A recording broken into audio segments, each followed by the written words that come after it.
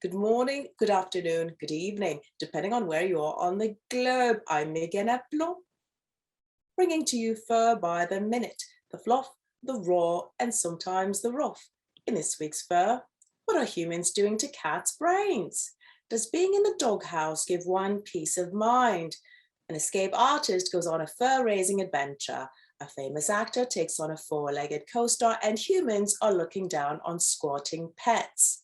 First up, years of domestication and downsizing, so to speak, or meow, are affecting pets' minds. Puppet correspondent Red joins us to discuss the study. Red?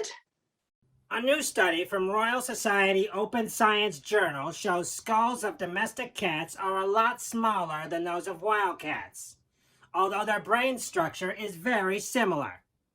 Researchers compared European and African wildcats with pet kitties, and they repeated studies from 1969 and 1972.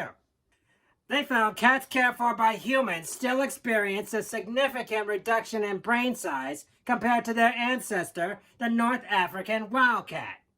Domestic felines have been traced back to one ancestor whose relatives are still living in remote deserts in the Middle East. One could argue that pet kitties are still quite smart today.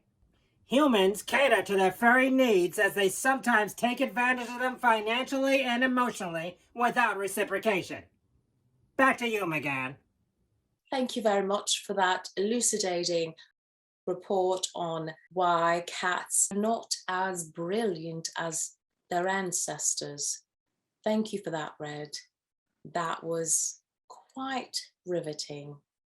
Next up, parents have a strong opinion on whether or not their dogs should be in crates.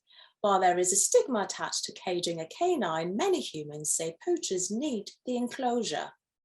In an article on the American Kennel Club's website, akc.org, Shannon Sharp gives crating a pause up. She says dogs are den animals and feel secure in small spaces. Shannon adds, if pups are crate trained early, it can help their anxiety. We spoke to virtual correspondent Fakisha about her Great Dane Dog. Love that dog. Fakisha talked about how her Great Dane Dog is loving his own space. In his case, he preferred a new bed inside for comfort. On caninecompanion.la.com, there is a testimonial on coming full circle on packaging a pooch. At first, the writer thought cages were a form of prison and for out-of-control dogs. I don't blame the writer for thinking that. I thought the same. Soon the person saw it helped their rescue dog calm down and sleep well. Well, look at that. And that it prepares pets for traveling. See, that's important because it makes a lot of sense. If the pet is now used to a small space, it's not going to freak out when you want to travel with it now, is it? Tips on DowneastDesignerDoodles.com include keeping the crate away from foot traffic and associating it with something positive, like treats for a rewarding experience. But there are still people who abuse it. They keep pets in it far too long, which is a shame. Pups need to get enough exercise and be around their humans. I feel like that should be clear by now, that pets should always be given the option to stretch out their legs and get some exercise and move around. I mean, it's just like human beings. We don't want them to suffer from inertia, now do we? Next up, a rescue dog goes on the lam in Ohio. Virtual correspondent Raj joins us from Cleveland with what seems like a Midwestern rendition of 80s flick Milo and Otis, but without a cat sidekick and with a pug replacement. Raj? Thanks, Meganne. Maggie ran away from her home in Newark just a day after being adopted. Parents Judy and Walter Preston put her in a crate at their car engineering shop while they went to lunch. In that short time, Maggie opened her cage and walked out the door into the wilderness. The adorable Mutt was lost for 17 days in freezing temperatures. The Prestons and her former residents, Licking County Humane Society, joined packs to find her. Humane agent Paula Evans was one of the heroes to fetch her. They set up signs, feeding stations, and cameras around the area.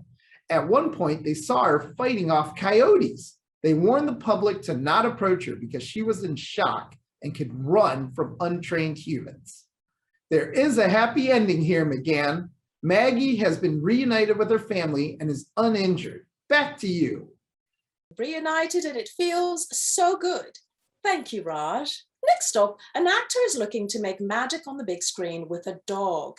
Channing Tatum is arguably taking on his most challenging role. Leashed up with a Belgian Malinois, Channing directed the movie aptly titled Dog with his long-time producing partner Reed Carolyn. It's a different role for the stripping himbo star, as he plays former US Army Ranger Jackson Briggs. Is that fair to call him a himbo?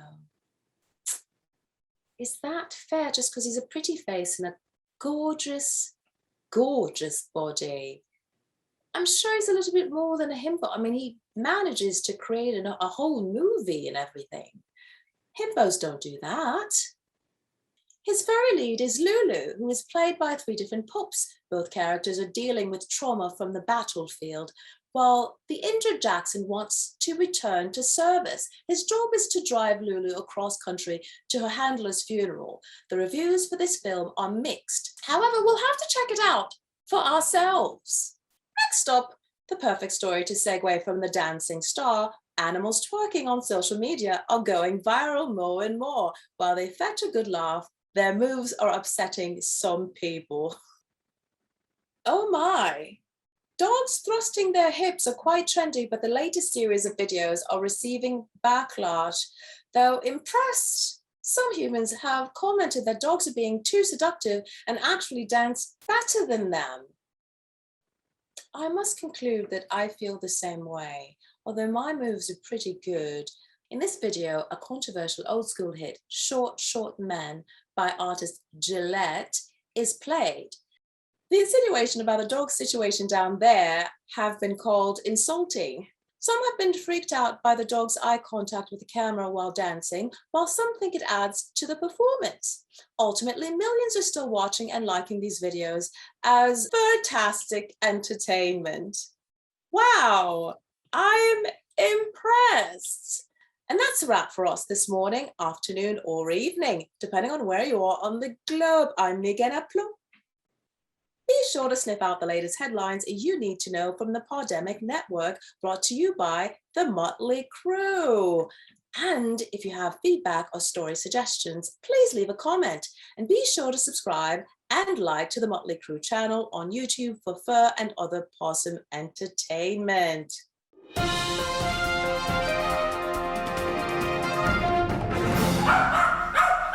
Okay, let me understand this really well, yeah?